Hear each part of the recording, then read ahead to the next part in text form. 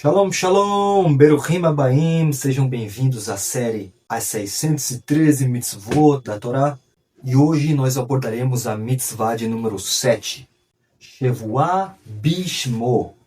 A base para esse mandamento está em Deuteronômio, capítulo 10, verso 20, que diz: Ao Senhor teu Deus temerás, a Ele servirás, a Ele te unirás e pelo seu nome jurará. Essa é uma ordenança que, ao mesmo tempo que ela foi prescrita para ser obedecida, a sua prática é desencorajada por muitos dos sábios e comentaristas da Torá devido ao peso da sua responsabilidade.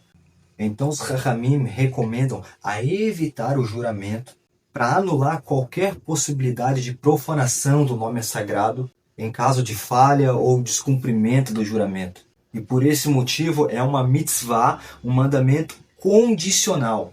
Segundo Rabbi Shlomo Yitzhak, mais conhecido como Urashi, ele comenta o versículo que dá origem a esse preceito e sugere que aquele que jura deve estar alinhado com as características anteriores. Deuteronômio 10, 20. Ao Senhor teu Deus temerá. Primeiro o indivíduo deve temer ao Eterno, servir a Ele e andar em unidade com o santo bendito seja. Então, se ele tiver essas características, ele tem a autorização de acessar essa mitzvah, que é jurar pelo nome sagrado. Porém, sendo recomendado apenas em situações em que realmente se faz necessário, no contexto onde a verdade precisa ser estabelecida de forma absoluta e inquestionável. Por exemplo, imagine uma situação diante do Sanhedrin, do Sinédrio, em um caso em que há duas pessoas e uma dessas pessoas está acusando outro por ter causado dano a algum pertence seu, assim pela lei requerendo um ressarcimento, uma compensação monetária pelo dano causado. Então, os shofitim, os juízes, estariam tratando das leis de Nezikim, que trata das leis de ressarcimento de um dano, mas digamos que não haja provas ou qualquer evidência. Então ele poderia ser requerido por algum dos shofet, dos juízes, a jurar pelo nome do Eterno para comprovação dos fatos. Então o objetivo é invocar o nome do Criador como testemunha de um fato que ocorreu ou está ocorrendo, selando a veracidade daquela declaração. Esse é um mandamento que ele independe do Sanedrim, do Sinédrio, para ser cumprido. Mas como eu já disse anteriormente, devemos ter muita cautela e evitar qualquer juramento espontâneo, voluntário, a não ser que sejamos solicitados. Então, de forma prática, existem dois passos para se cumprir esse mandamento. O primeiro, invocar o nome sagrado, e o segundo, fazer a declaração de forma clara e audível. Como, por exemplo, o indivíduo pode falar: em nome do Eterno, em nome de Hashem, em nome do Criador, Yud, Kei, Bevav, Kei, eu faço um juramento, eu declaro que...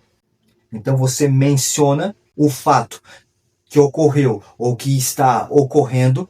E segundo Rambam, quando invocamos o Eterno como testemunha, jurando em seu nome, a verdade absoluta, exaltação, grandeza e honra são atribuídas ao Eterno por meio deste preceito. Uma curiosidade interessante é que no tempo de Yeshua, de Jesus e do judaísmo do Segundo Templo, muitos haviam banalizado o ato do juramento, aonde juravam em nome dos céus, em nome de Jerusalém, do altar do templo, contando que não fosse em nome do Eterno, pois assim as pessoas que fizeram esses juramentos por outras coisas que não sejam em nome do Eterno, eles estariam desobrigados de cumprir esse juramento, pois não teria a mesma rigorosidade em caso de não cumprir. Uma curiosidade interessante é que na época de Yeshua, de Jesus e do judaísmo do Segundo Templo, muitos haviam banalizado o ato do juramento. Se jurava em nome do altar, do templo, em nome de Jerusalém, em nome dos céus, contanto que não fosse em nome do Eterno.